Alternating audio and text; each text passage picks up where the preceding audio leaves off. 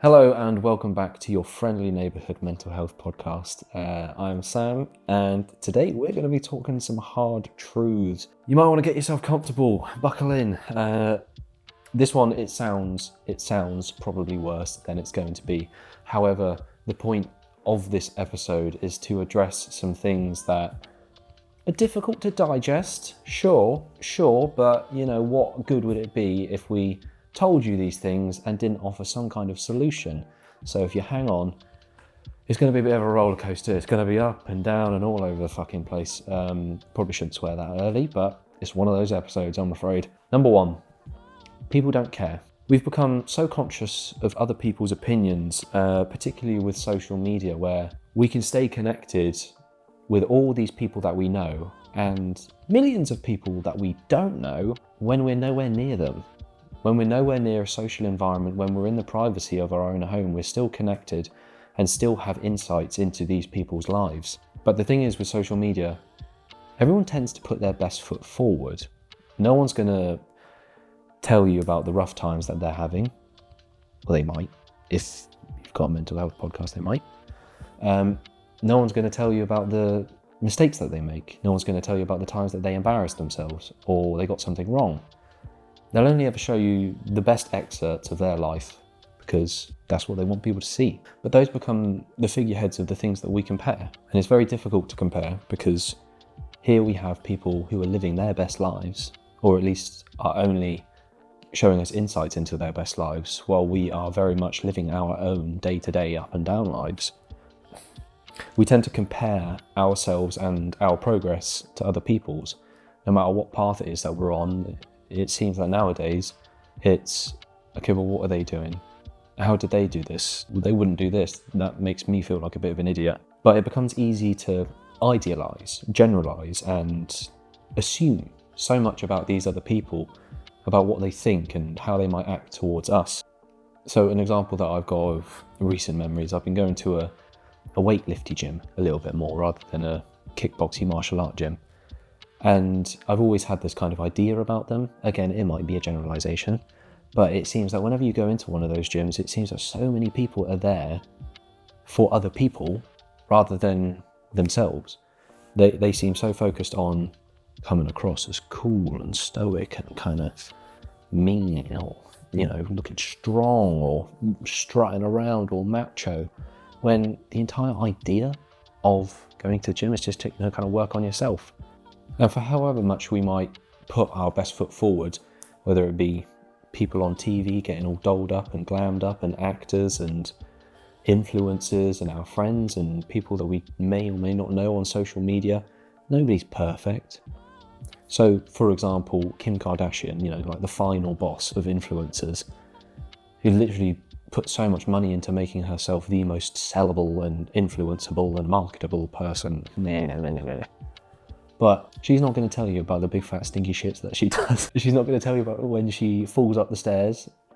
She's not going to tell you about, when she gets some fucking shit in her eye. You're never going to be seeing those kind of things. And I'd love to use Queen Lizzie as an example, rest in peace.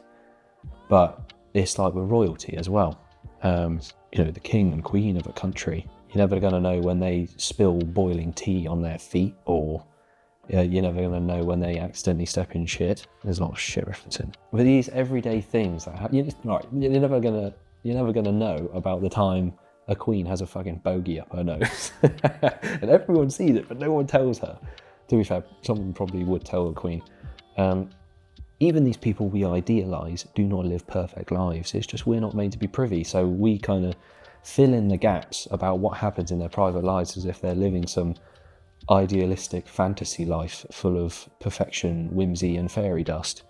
But they go through difficult, embarrassing, painful and shit times just as much as you and I do.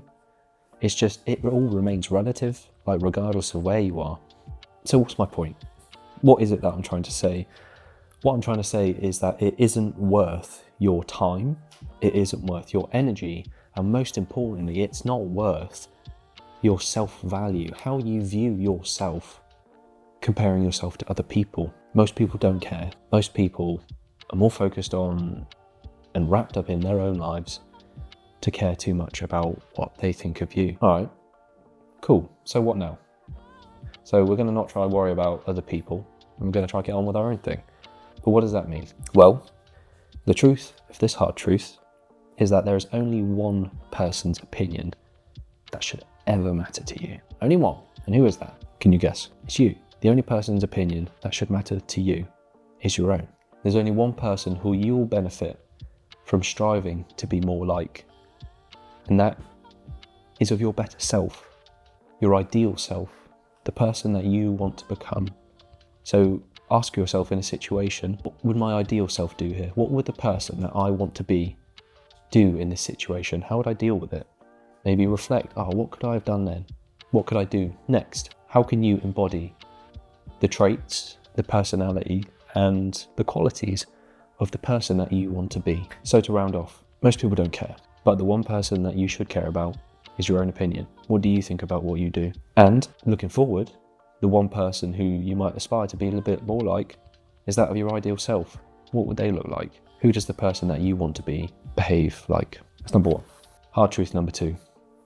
Pain and suffering can equal growth and change. Muscles must first tear to repair to grow stronger. Cuts or wounds scar over. And when bones break, when they repair, they become stronger than they were. Additionally, leaves and plants that flourish must first wither and fall before inevitably blooming once more. Pain is uncomfortable, and suffering is something that we actively seek to create as much distance from as we grow older. But what if we chose to voluntarily pursue these things? And that seems a bit mad, I know. But what would happen, and who would we become as a result of that? Now, if you were to choose that path, the path of pain and the path of voluntary suffering, if it means something to you, what it is that you're chasing after, or what it is that you want to do, it won't be easy, nor will it be freely given.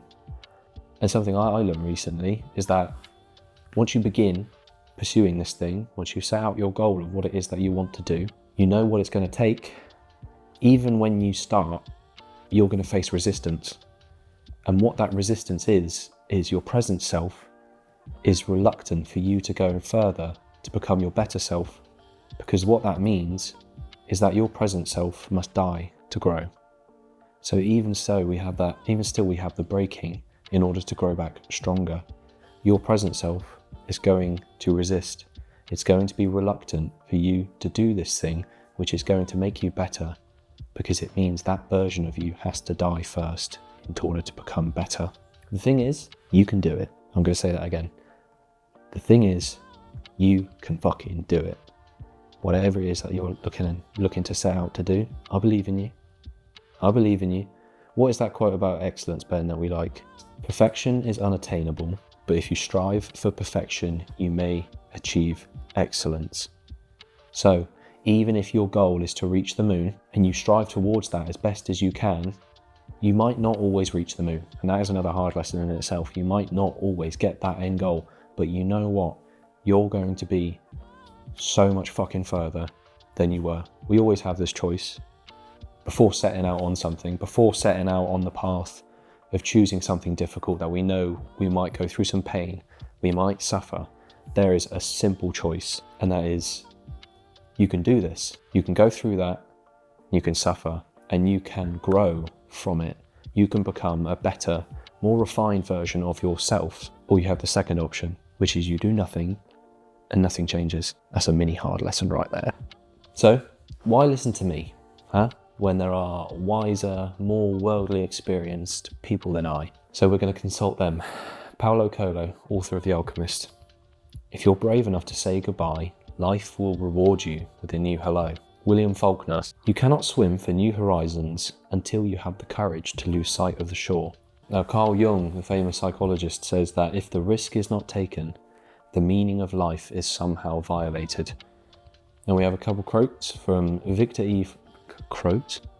We have a couple quotes now from Viktor E. Frankl, the author of Man's Search for Meaning, and a survivor of Auschwitz concentration camp.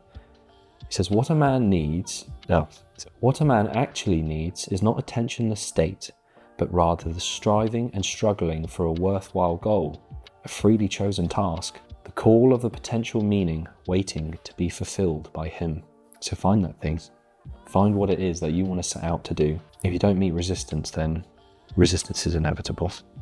Now, one of my favourites, Friedrich Nietzsche, author of Beyond Good and Evil and Thus Spoke Zarathustra. I know of no better life purpose than to perish in attempting the great and the impossible. Refers back to that quote about excellence, doesn't it? One final quote from Carl Jung. Let's see if I can get this off the top of my head. It is the privilege of a lifetime to become who you're meant to be. Now, a couple questions. Who would you want to become? Like, who would you really want to become? What do they look like? What have they done? And how would you go about getting it? What stands in between you now and that person? What are those things? We're nearly at the end of the episode. We're going to keep going. Now, if it is a worthy and meaningful destination at the end of it, then the way of getting there won't be easy. It won't be difficult, but you can do it. You can get there, and bet your ass it'll be worth it. That's the end of today. No, it's not. Oh my God. We've got so many more. Fucking hell. Amateur hour over here. We're keeping that in. We're just letting you know. I was going to. That's brilliant. Okay. Hard truth number 3. No one's coming to save you. A knight in shining armour isn't going to come and rescue you. Now, don't mistake me. People might be there for you.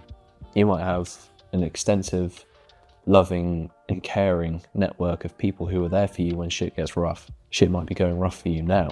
And if that is the case, then perhaps I'm speaking to you more so than everybody else. But those people aren't going to be the ones to solve your problems. They're not going to solve your problems for you. It wouldn't be right if they did. Because if they took you away from this dark, gloomy place that you're in, then although they've taken you away from that place, that doesn't necessarily mean that that place has been taken away from you.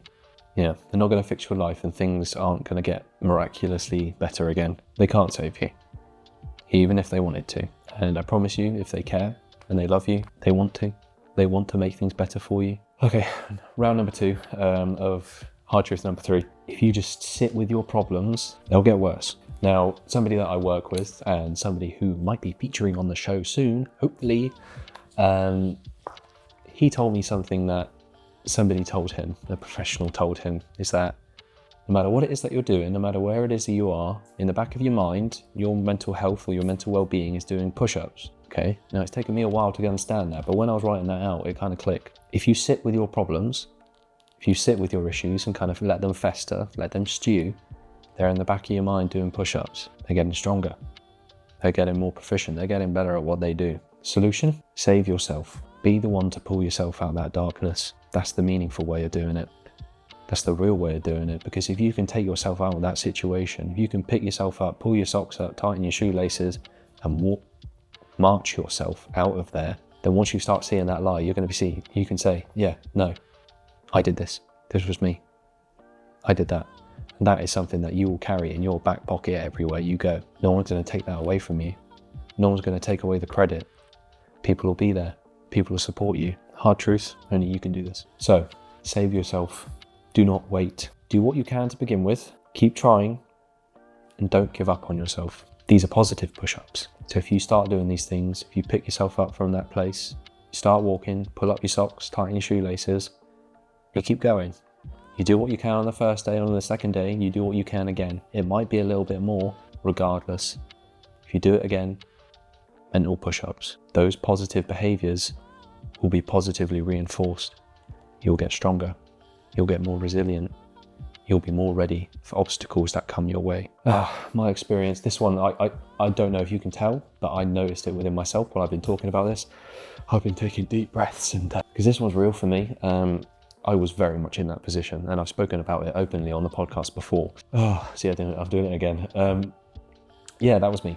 My mum, my dad, my brother, my family, my friends, my doctor, my therapist, counsellors, lecturers, whoever it may be, everybody did everything that they could that was within their power to help me. And I relied on that. I was just like, why aren't I better yet? Like, why is everyone's doing this stuff for me? Why aren't I better?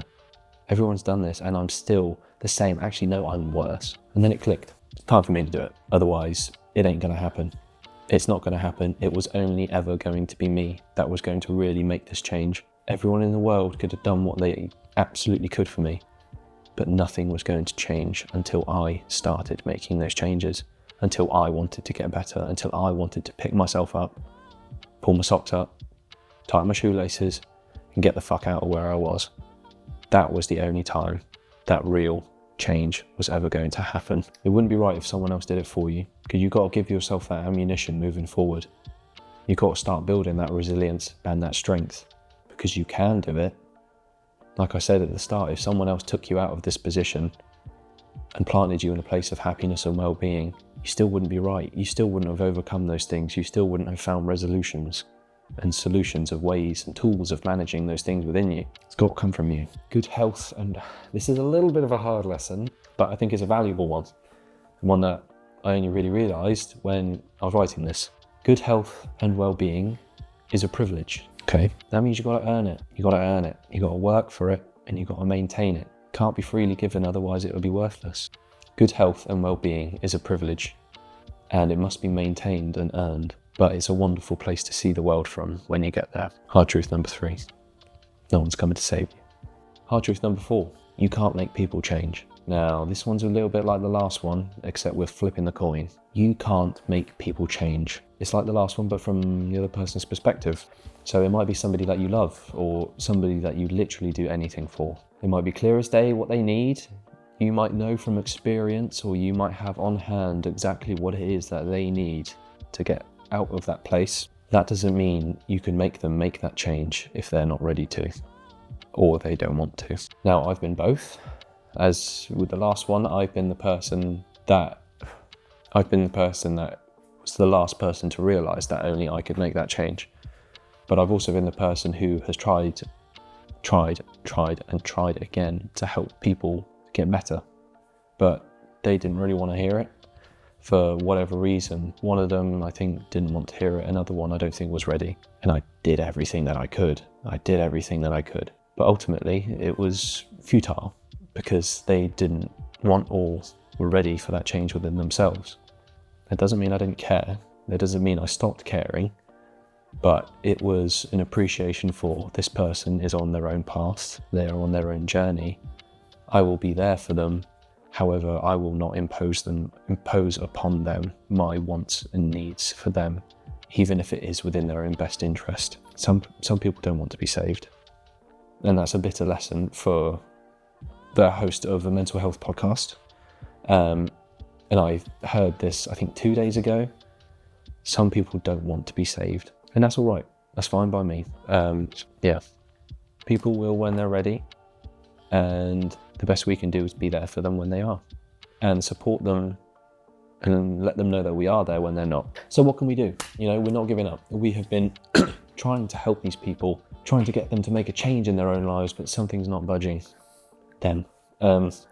Ensure that they know that you are there for them when they need it. Try to be patient, as patient as possible. This person might come around. They might not. They might not for a while, but we can't force them. Don't allow them to be dependent on you. This is their thing to deal with.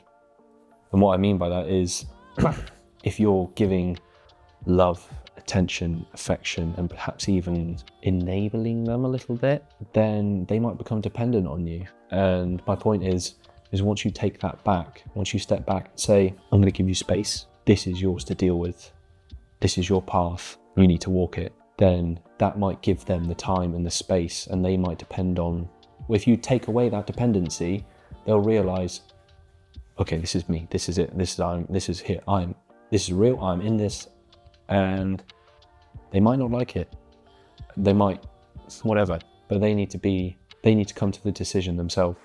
So taking yourself a little bit further away from that means that they can come to that decision. And lastly, if you love something, let it go. Much like that last point that we made, if you love it, let it go. Let it be free, let it make its own decisions. And there's always a chance that they might come back. You can't change people. You can't make people change. Number 4, last one, should be a nice one. Hard truth number 5, memento mori. Roughly translates in Latin to remember that you must die. Okay, deep breath. I'm going to die. Me, Sam. I'm going to die at some point. So will you. So will the people around you, and everybody that you care about, everybody that you don't, and all the strangers and faces that you will meet once or never meet ever. This is the impermanence of life and our existence. Life is fleeting. And in my research for hard truths, one thing that I found is that so many people said that one day your uncle might say, this is what I just remember. My uncle said, oh, you're 16 now, you'll be 40 in a minute. And he says, yeah, however many years later, here I am. Boom. That time is gone. Everyone was saying time passes in the blink of an eye, particularly as you get a bit older. Now in year 9, theology and ethics, one of the first things I wrote on my folder, not in it, was a quote from Val Richards. Just because you're alive doesn't mean that you're living. And there's a quote from Shawshank Redemption, which I always found rather profound, is either get busy living or get busy dying. So, all this existential stuff. Okay, we're not going to be here forever. Life is impermanent, and in the blink of an eye, you'll be an old person. Tough pill to swallow, okay? But what can we do about that? Well, start living for yourself. Live while you have life. Spend time with those that you love. And I've underlined here, spend. Spend time with those that you love. Why? Because time is the most precious currency that we have. It's so common now to commit decades of your life to a job. There's a quote that I stumbled upon recently, which, scared me, by Salhil Bloom. 20 years from now, the only people who will remember how hard you worked are your kids. Spend time with those that you love. While you have them, let them know what they mean to you. Do something that really matters to you. Do it while you can. Start now. I'm going to say that again. Start living for yourself. Live while you have life. Spend time with those you love while you have them. Let them know what you mean to them. No, let them know what they mean to you. Do something that really matters to you. Do it while you can. Start now. One of my favorite quote of 2024 comes from Anthony, the late Anthony Bourdain. Be at the local restaurant tonight. Get the cream sauce. Have a cold pint at 4 o'clock in a mostly empty bar. Go somewhere you've never been. Listen to someone you think you may have nothing in common with. Order the steak rare. Eat an oyster. Have a Negroni. Have 2. Be open to a world you might not understand or agree with the person next to you, but have a drink with them anyways. Eat slowly. Tip your server. Check in on your friends. Check in on yourself. Enjoy the ride. Time is the most valuable currency that we have. Spend it wisely. Number 5. Memento Mori. And on that note, that is Hard Truths, the Airing It Out podcast. I knew that it was going to be a difficult one to deliver, but hopefully we managed to balance the tone of it a little, offering some kind of solution to them. What hard truths do you know? Which ones did we miss out on? What are ones that you think about often? Let us know. There's more than likely a hard truth number 2 down the line. So if we could get you guys involved, that would be fantastic. Yeah, heavy, but I think profound, and certainly looking these things in the eye and not letting them control us or make us fear them gives us that little bit of freedom, choice of what we do. Please take care of yourself. Maybe have an oyster, maybe have 2. That was it, Negroni. This is the Airing It Out podcast signing off. Thank you for joining us.